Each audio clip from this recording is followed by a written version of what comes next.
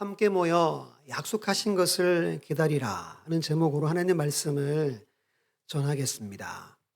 먼저 원래 우리 교회 말씀을 한 번 더 우리 화면이나 앞을 보시고 읽습니다. 시작. 의에 줄이고 목마른 자는 복이 있나니 그들이 배부를 것임이요. 아멘. 지난주 이 말씀을 가지고 한 해 의에 줄이고 목마른 교회와 가정과 우리 모두가 되길 원합니다 라고 말씀을 전했습니다. 근데 지난주 오후에 재직 헌신 예배를 드리면서 강사 교수님 또한 천국은 침노를 당하나니 침노하는 자는 빼앗느니라 는 말씀으로 강조하셨습니다. 지난주 오전 예배를 제가 인도하고 오후 예배를 여기 앞에서 앉아서 말씀을 들으면서 저는 참 감사했어요. 오전에 제가 우리 사모하고 갈망하고 한 해를 달려갑시다 전했고, 또 교수님이 같은 메시지를 선포해 주셔서 참 감사하고 기쁘고 참 좋은 예배였습니다.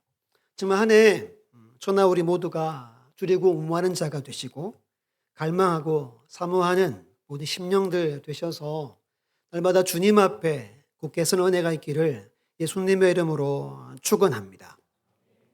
오늘부터 사도행전을 순서대로 강해하려고 합니다. 제가 찾아봤더니 제가 2021년도 3월 달에 부임을 했잖아요. 아마 몇 개월 지나고 새벽에 사도행전을 먼저 한번 나눴습니다. 두 번째로 이제 주일 오전에 말씀을 나누려고 해요. 이런 소망이 있어요. 정말 이 사도행전에 나오는 말씀처럼 우리 모두가 또는 우리 교회가 이렇게 세워지기를 원한다는 마음으로 말씀을 준비하고 선포합니다. 말씀을 들을 때마다 잘 깨닫고 성령에 사로잡히는 우리의 심령이 뜨거워지는 주일 예배 말씀들 되기를 간절히 바랍니다. 여러분, 사도행전은 초대교회, 예루살렘 교회 이야기로 시작하죠. 그럼 여러분, 우리 교회와 초대교회를 한번 비교를 해보겠습니다. 비교가 돼요? 네, 다들 웃으시죠? 목사님 비교도 안 되는데 갑자기 왜 저러시나 이런 생각을 할 텐데 비교가 안 돼요. 왜 그래요? 거리가 너무 어때요? 먼 것처럼 보입니다.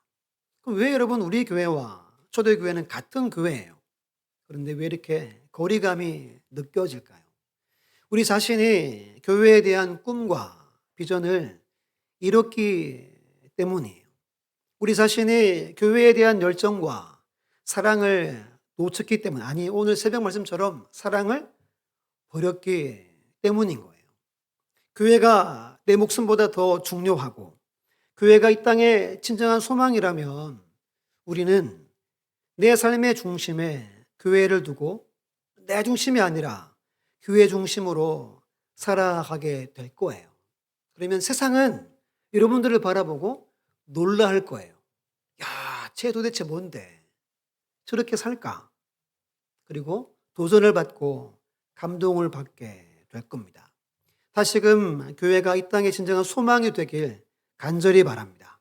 우리 청강교회가 이 세상에 새롭게 하고 주님 오시는 날까지 그 길을 잘 예비하는 복된 교회 되기를 예수님의 이름으로 축원합니다. 교회는 하나님이 자기 피로 사신 곳이라고 했습니다. 왜 예수님이 이 땅에 오셨어요? 교회 때문에 오셨어요. 왜 예수님이 고난 당하셨죠? 정답은 교회 때문이에요. 왜 예수님이 부활하셨습니까? 교회 때문입니다. 모든 것이 교회에 초점이 맞춰져 있고 1장에서 교회가 시작되고 2장 가서 성령의 놀라운 능력이 교회 가운데 부어지면서 사도행전이 시작을 하고 있습니다. 하지만 세상 사람들은 자기의 꿈이 세상을 바꿀 수 있다라고 생각합니다.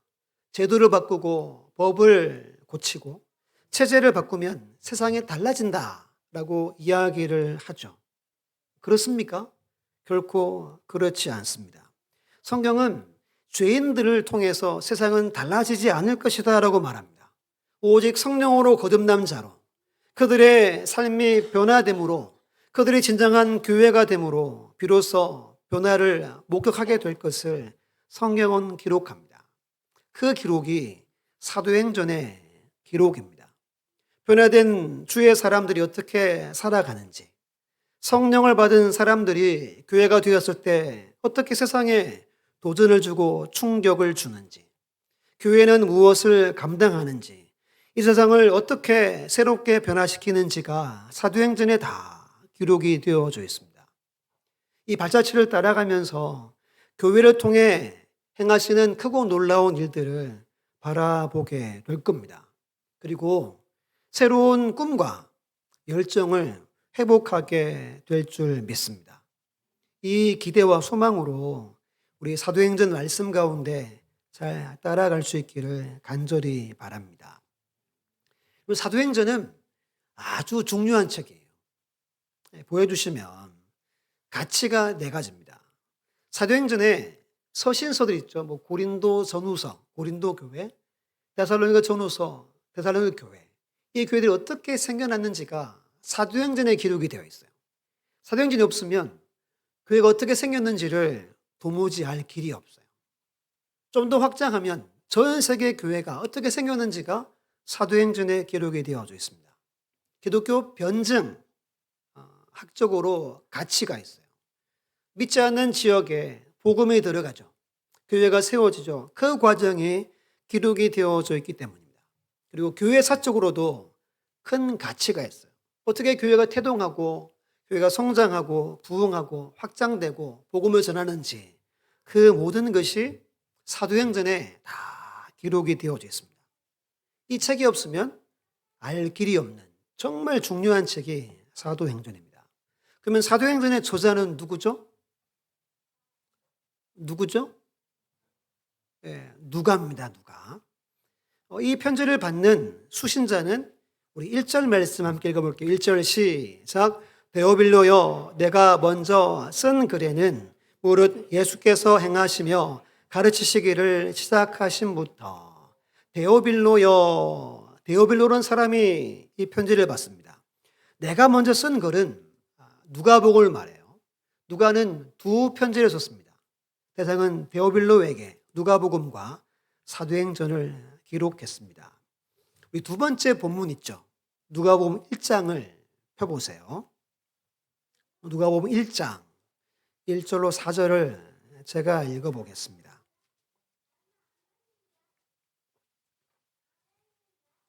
누가복음 1장 1절로 4절입니다. 1절입니다. 우리 중에 이루어진 사실에 대하여 누가는 뭘 기록했대요? 사실을 기록했습니다.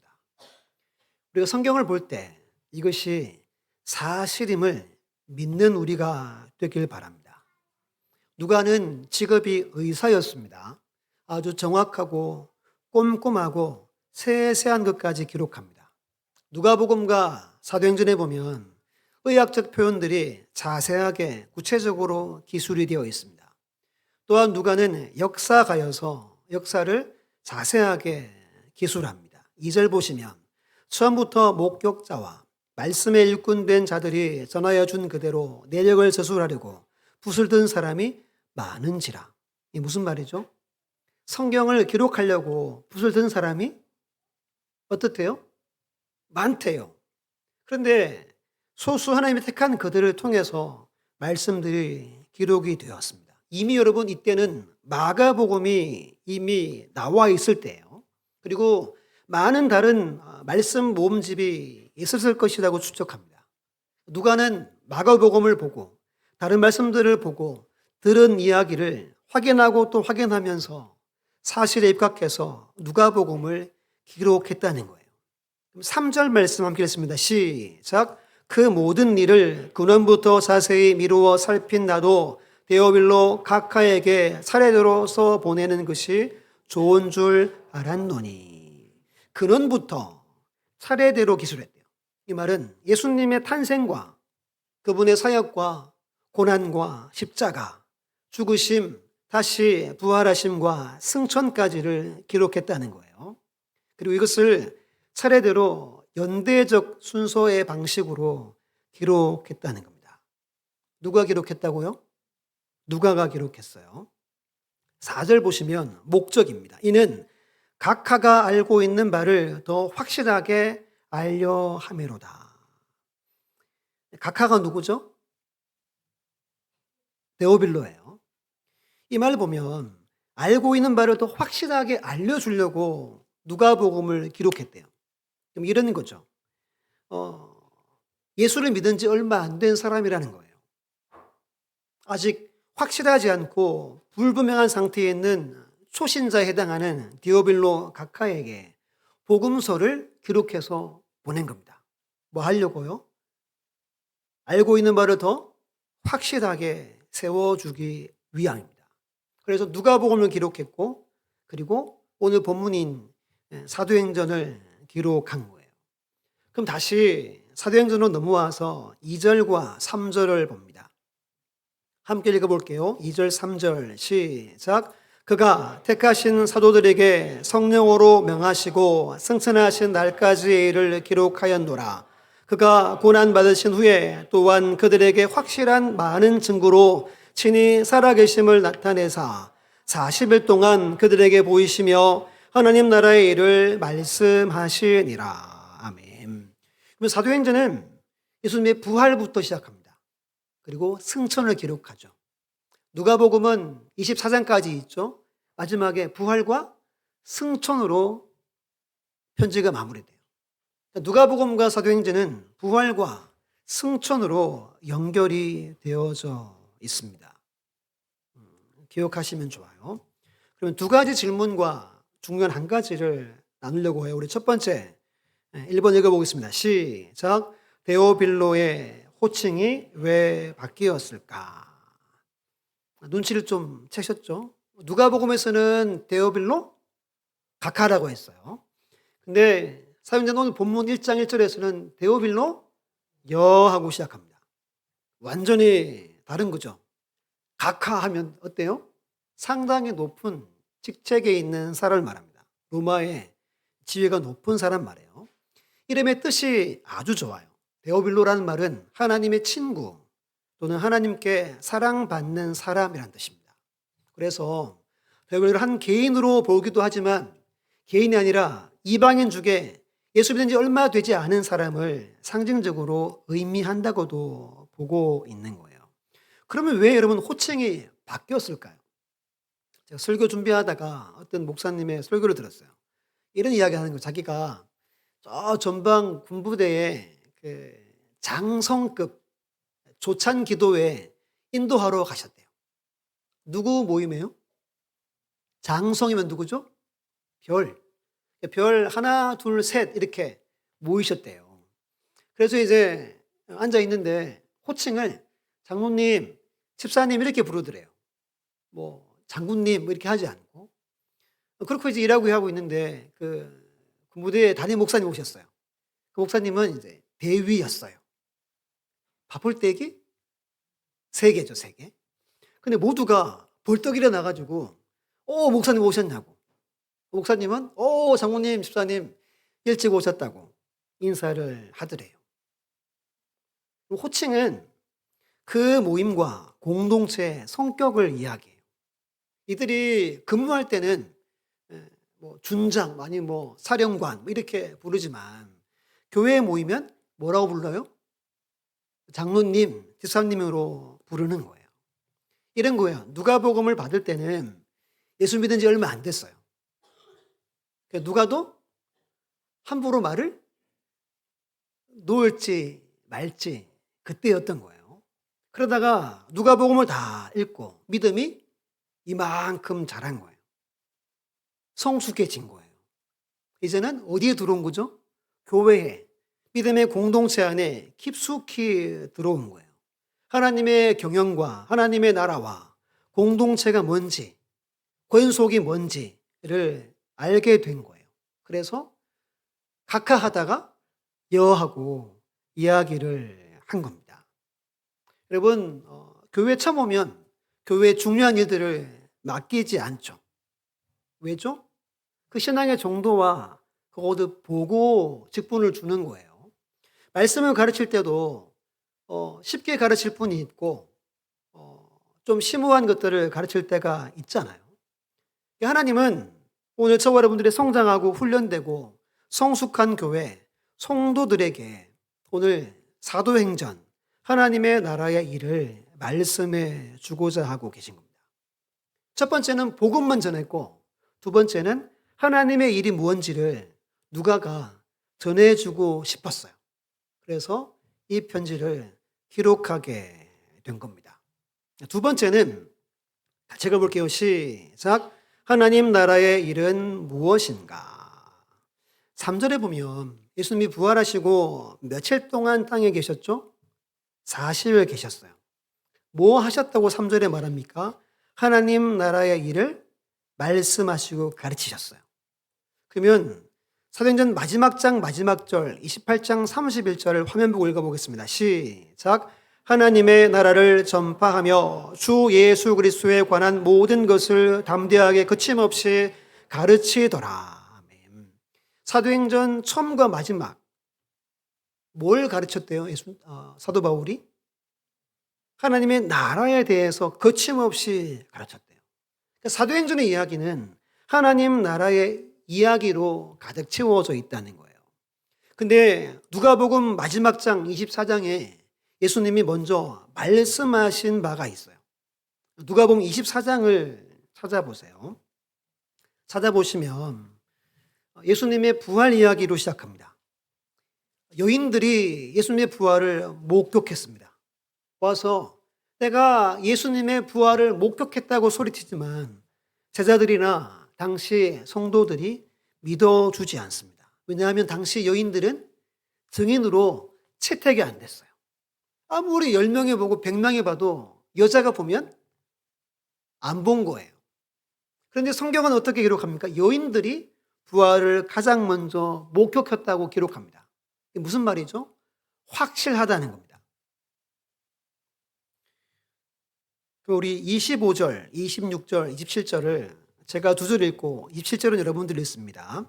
이르시되 미련하고 승자들이 말한 모든 것을 마음에 더디 믿는 자들이여 그리스도가 이런 고난을 받고 자기의 영광에 들어가야 할 것이 아니냐 하고 시작.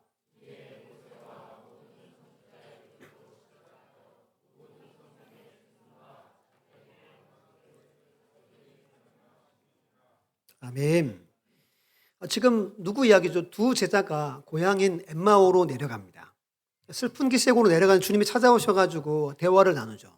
대화 나눠보니까 예수님의 옛자도 기억하지 않고 막 시리에 빠져서 고향으로 내려가는 거예요. 예수님이 뭐라고 한마디 하시고 뭘 27절에 가르치죠?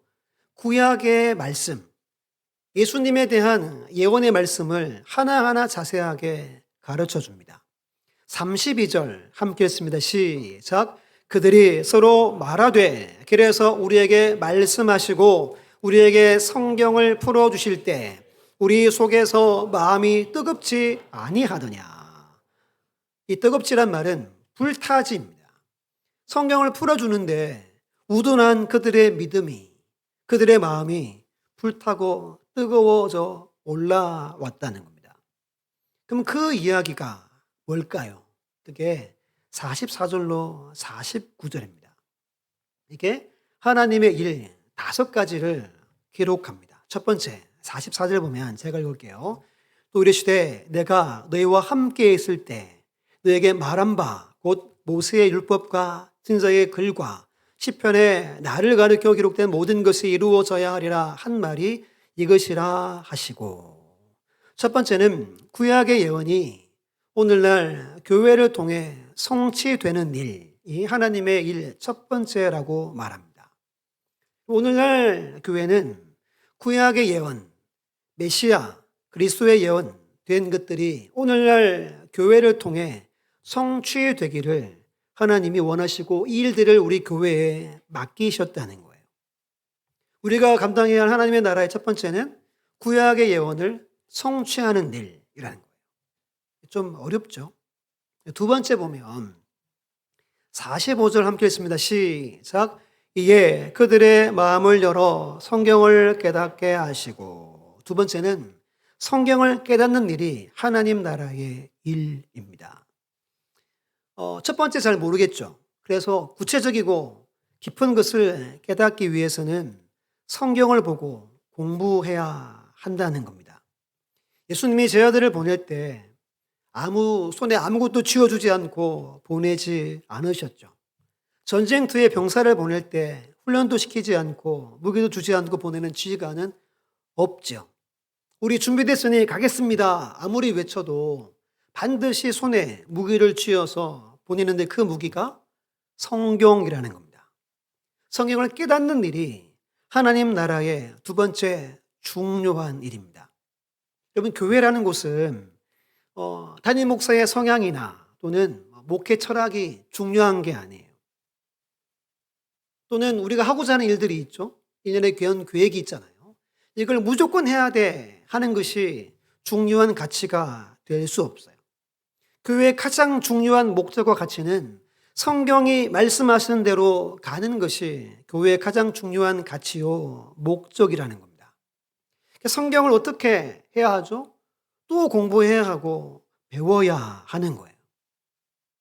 그렇지 않으면 하나님이 우리 교회를 향한 그 뜻을 우리가 알 길이 없는 거예요. 그는 소수의 어떤 영향력 있는 사람들이 교회를 이끌어가지 않습니다. 세속의 가치나 또는 유행, 트렌드가 교회 방향을 결정할 수 없습니다.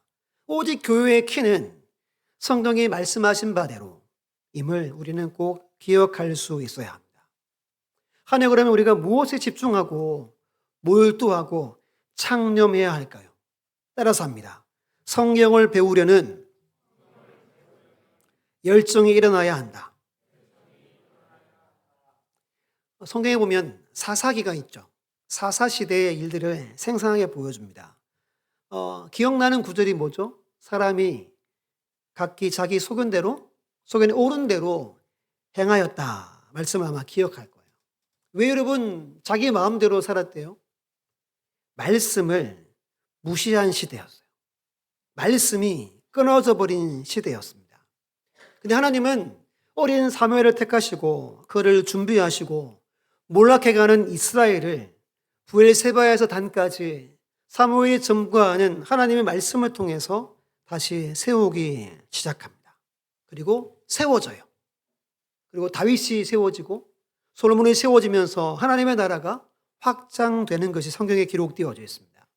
우리 민족이 잘 사는 길, 이 시대가 잘 사는 길은 어디에 있을까요? 동일한 거예요. 하나님의 말씀으로 돌아가는 겁니다. 어릴 때 하나님 중심, 성경 중심, 교회 중심을 늘 외쳤어요. 예배 때마다 외치고 선포하고, 제가 그 운동원이라고 그랬죠. 기억납니까? SFC 운동원이라고 선서하고 그렇게 어릴 때 보냈어요. 아직도 하나님 중심, 성경 중심, 교회 중심은 제 가슴에 있어요. 이것으로 돌아가야 하는 거예요. 성경 중심으로 돌아가야 됩니다. 우리 대한민국이나 한국 교회나 여러분들 가정과 자녀들이 잘 사는 길은 한 가지밖에 없어요. 하나님의 말씀을 배우는 길밖에 없습니다. 예수님은 45절에 이에 그들의 마음을 열어 성경을 깨닫게 하시고 라고 말씀하고 있습니다. 이 은혜가 충만해야 합니다. 이게 두 번째 하나님의 나라 일이에요. 화면을 보고 우리 고린도서 6장 7절 말씀을 읽어볼게요. 시작. 진리의 말씀과 하나님의 능력으로 의의 무기를 좌우에 가지고. 아멘. 새벽에 고린도전서 말씀을 준비하다가 최근에 본 너무너무 좋아하게 됐어요. 이 말씀이. 우리 양손에 진리의 말씀과 뭐요? 능력으로 의의 무기를 소유해야 해요. 그 한 손에 말씀이 들려져 있어야 하는 거예요. 이것이 하나님의 나라의 아주 중요한 두 번째입니다. 세 번째 47절 함께 읽어볼게요. 시작. 또 이러므로 죄의 사함을 받게 하는 회개가 예루살렘에서 시작하여 모든 족속에게 전파될 것이 기록되었으니. 아멘. 세 번째는 회개의 복음이 전파되는 일입니다. 무슨 복음이요? 회개의 복음. 이 복음 내용이 뭐겠어요? 십자가 앞에 나가십시오. 십자가 앞에 모든 죄를 내려놓으십시오. 보혈의 능력으로 죄 사함 받으십시오. 이 복음이 예루살렘에서 땅 끝까지 전파되는 것이 하나님의 나라의 세 번째 일입니다. 예수님이나 세례 요한이 제일 먼저 선포한 게 뭐죠? 회개하라.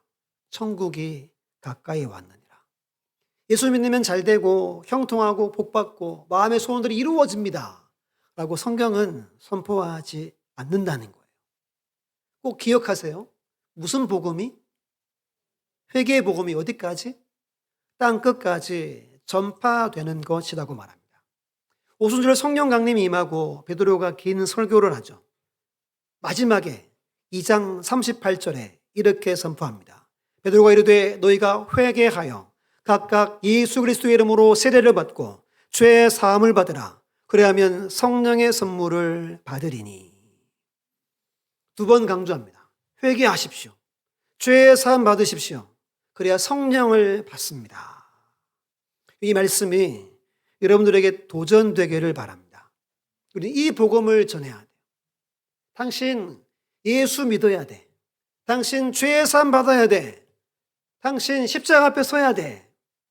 그래야 구원받아. 그래야 성령 받아. 라고 우리가 선포해야 하는 거예요. 이게 세 번째 하나님 나라의 일입니다. 네 번째는 48절에 너희는 이 모든 일의 증인이라. 복음의 증인된 일입니다. 증인이란 말은 그 법정 용어예요. 사건의 그 진상을 목숨 걸고서라도 사실대로 이야기하는 자가 증인입니다. 오늘날 법정은 어떻죠? 위증이 넘쳐나죠. 왜죠? 그렇게 막 무겁게 안 하는 거예요. 그래서 좀 벌금 내면 되지 뭐. 아니면 자기 유익을 위해서 위정죄를 범합니다. 복음의 증인은 그러할 수 없어요. 성탄절 때 이렇게 인사하잖아요. 그래서 제가 가르쳤던 청년 중에 진짜 대단한 청년이 있어요. 애가 넷인데 선교사인데 이름이 하늘나라 소망 믿음이에요. 4명이. 하나가 빠졌죠. 하늘나라 소망 믿음. 그 중에 제일은 얘가 5가지 놓으려고 그러나? 이런 생각을 제가 해요.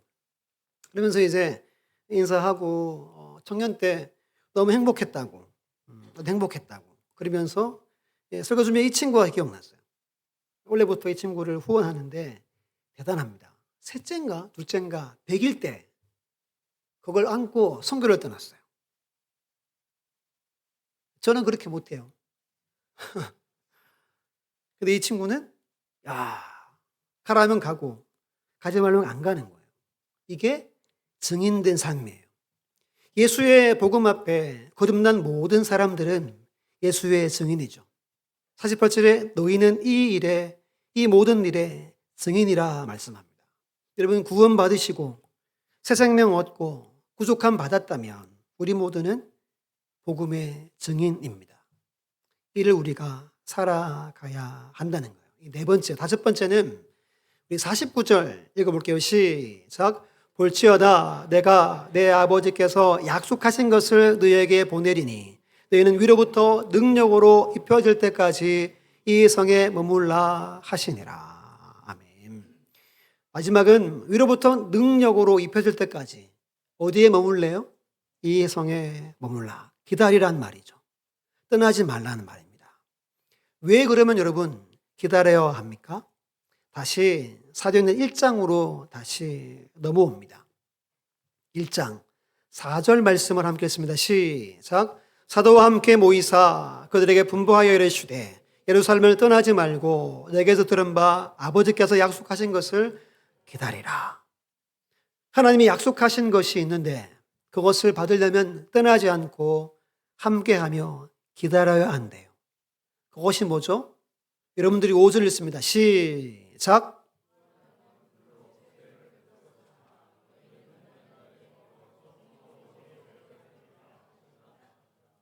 아멘입니까? 몇 날이 못 돼요. 성령으로 세례를 받을 것이다. 하나님의 나라의 일 5가지를 누가복음에서 설명을 드렸어요. 이 일을 감당하려면 무엇을 받아야 될까요? 성령을 받아야만 할 수 있는 일입니다. 세 번째, 우리가 명심해야 할 것, 세 번째, 함께 읽어볼게요. 시작. 함께 모여 약속하신 것을 기다려야 합니다. 성령의 세례, 성령의 충만함을 받아야만 합니다. 우리 교회와 여러분들에게 성령의 충만하심 임하기를 예수님의 이름으로 축원합니다. 이걸 받으려면 3가지를 해야 합니다. 첫 번째는 약속을 믿어야 됩니다. 3곳을 제가 설명을 드릴게요. 첫 번째, 이사야 44장 3절. 나는 목마른 자에게 물을 주며 마른 땅에 시내가 흐르게 하며 너의 영을 내 자손에게 나의 복을 내 후손에게 부어주리니. 이사야의 예언입니다. 목마른 자, 마른 땅은 우리예요, 우리. 지금 우리의 인생에 무엇이 필요합니까? 하나님의 성령의 영, 나의 영, 하나님의 영, 주님의 영이 우리에게 부어져야 합니다. 이것이 하나님의 약속입니다. 이것이 복이라고 말하죠. 나의 복을 내 후손에게 부어주겠다. 약속합니다. 예레미야 31장 33절 함께 읽습니다. 시작. 그러나 그날 후에 내가 이스라엘 집과 맺을 언약은 이러하니 곧 내가 나의 법을 그들의 속에 두며 그들의 마음에 기록하여 나는 그들의 하나님이 되고 그들은 내 백성이 될 것이라 여호와의 말씀이니라. 아멘. 아주 중요한 구절이에요. 이건 새 언약에 대한 구절이에요. 꼭 기억해야 할 구절이에요. 옛 언약과 새 언약이 있어요. 옛 언약은 몸에 새겼죠. 그걸 뭐라 그래요? 할례라고 해요. 그런데 새 언약은 어디에 새긴데요? 우리 속에. 누가 오셔야 되죠? 성령이 오시지 않으면 안 되는 거예요. 여러분들이 주의 백성이 되고 하나님이 나의 하나님이 되고 그 부분의 백성이 되려면 성령이 우리의 도로 안에 들어와서 마음에 하나님의 말씀을 새겨야 한다는 거예요. 이것이 약속입니다. 에스겔 36장 26절 27절 또 새 영을 너희 속에 두고 새 마음을 너에게 주되 너희 육신에서 굳은 마음을 제거하고 부드러운 마음을 줄 것이며 또 내 영을 내 속에 두어 너희로 내 율례를 행하게 하리니 너희가 내 규례를 지켜 행할지라. 동일한 말씀이에요. 성령이 우리에게 임해야 굳어있는 죽었던 우리들이 다시 부드러워지고 소생하고 살아납니다. 주의 백성이 됩니다. 말씀과 상관없이 지키지 않는 우리가 성령의 내 안에 들어오면 말씀을 지키고 말씀대로 살아가게 되는 약속이 구약이 여기저기에서 많이 기록되어져 있습니다. 이 약속을 믿으셔야 합니다. 오늘도 하나님은 이 성령의 약속에 근거하셔서 믿고 신뢰하는 자들에게 부어주심을 확신하셔야 됩니다. 내게 부어주기를 사모하셔야 됩니다. 이 딱딱한 마음이 부드러워지고 내 안에 생명의 복음이 새겨져 있는 삶을 살려면 성령이 우리에게 충만하게 임해야 합니다. 어떻게 해야 할까요? 두 번째, 끝까지 기다려야 합니다. 몇 날이 못 되어라고 말합니다. 이게 무슨 뜻이죠? 그렇게 길지 않은 시간을 말합니다. 몇 날이 못 되어 성령을 받을 것이다. 이들이 열흘 동안 기도하고 성령을 받게 되죠. 이런 마음이 제게 있어요. 특세가 오늘부터 시작해서 금요일까지 특세가 이어집니다. 몇 날이 못 되어에 해당하겠죠. 한 3일은 너무 짧고, 안 그래요? 한 일주일 정도니까 제 마음은 지금 뜨거워요. 엄청 뜨거워요. 야, 역사하시겠는데? 이 마음이 있어요. 믿습니까? 누구에게 줘요? 끝까지 기다리는 자. 뭐 하는 거죠? 받을 때까지 구하는 자를 말합니다. 이 한 주간 한 가지만 기도하세요. 성령으로 충만케 해주십시오. 우리 교회와 우리 자녀에게 성령으로 기름 부어 주십시오. 성령의 그 마음을 변화시켜 주시고 부드럽게 해주시고 새롭게 고쳐주십시오. 말씀으로 세워주십시오. 이 간구를 하길 바랍니다. 반드시 놀라운 성령의 역사가 나타날 줄 믿습니다. 세 번째는 제일 중요한 거예요. 함께 모여 기도해야 합니다. 함께 모여 기도해야 돼요. 4절 보시면 사도와 함께 모이사, 이 말은 함께 모이사 말은 승천하시기 전에 예수님이 나타나서 이렇게 같이 식사를 하시고 그리고 분부하셨어요. 분부가 무슨 말이죠? 윗사람이 아랫사람에게 명령하고 지시하는 겁니다. 여러분, 함께 모여 기다리며 떠나지 말고 기도하라는 말은 하나님의 예수님의 명령입니다. 이 명령의 14, 15절 보면 여자들과 예수의 어머니 마리아와 예수의 아우들과 더불어 마음을 같이하여 오로지 기도에 힘쓰더라. 모인 무리의 수가 약 120명이나 되더라. 부활을 목격한 사람들이 몇 명쯤 되는지 아시죠? 500여 형제, 최소 500명이에요. 근데 지금 말씀을 믿고 기다리면서 기다린 사람이 몇 명? 120명. 몇 분의 몇이죠? 4분의 1만 약속을 믿고 기다렸어요. 나머지는 몰라요. 오순절 성령 강림은 경험하지 못합니다. 믿고 모여 기도한 자에게 하나님은 오늘도 동일하게 성령을 부어주십니다. 말씀을 준비하다가 이 말씀에 좀 놀랐어요. 같이 한번 이사야 32장 15절 크게 읽어볼게요. 시작. 마침내 위에서부터 영을 우리에게 부어주시리니 광야가 아름다운 밭이 되며 아름다운 밭을 숲으로 여기게 되리라. 아멘. 성령이 임하면 광야는 사람들이 못 사는 지역을 말해요. 광야는. 근데 그곳에 아름다운 밭이, 고린도서에 보면 밭은 교회를 뜻합니다. 광야에 교회가 세워지고 그 아름다운 교회가 무엇을 이루어요? 숲을 이룬대요. 이 말씀 너무 좋은 거예요. 성령이 임하면 아무것도 없는 곳에 하나님의 놀라운 열매들이 주렁주렁 맺히고 그것이 숲이 되는 거예요. 지구상에 80억이 살죠. 3분의 1이 예수님을 믿는다라고 봅니다. 숲을 이루기를 하나님이 원하세요. 성령을 구해야 할 이유가 여기 있는 거예요. 나만 광야에서 해방되는 것이 아니라 하나님은 숲을 이루어서 모두가 광야에서 아름다운 밭으로 놀라운 숲을 이루게 하심을 우리는 믿습니다. 믿습니까? 우리는 또 모여 기도하고 또 성령을 구하고 성령의 은혜와 능력을 우리가 받아야 한다는 겁니다. 세 구절을 제가 읽고 마칠게요. 요한복음 14장 26절 보혜사 곧 아버지께서 내 이름으로 보내릴 성령 그가 너에게 모든 것을 가르치고 내가 너에게 말한 모든 것을 생각나게 하리라. 여러분, 성령이 우리에게 임하지 않으면 우리는 아무것도 못한다는 겁니다. 여러분들이 아무리 똑똑하고 많이 배워도 아무것도 못한대요. 성령이 임해야 나를 가르치고 나를 생각나게 하고 그 말씀으로 살아갈 수 있는 거예요. 요한복음 15장 26절 내가 아버지께로부터 너에게 보내실 보혜사 곧 아버지께로부터 나오시는 진리의 성령이 오실 때 그가 나를 증언하실 것이요.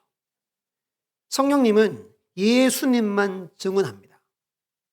나를 자랑하거나 하지 않고 주님만 증언한대요. 우리는 증인이죠.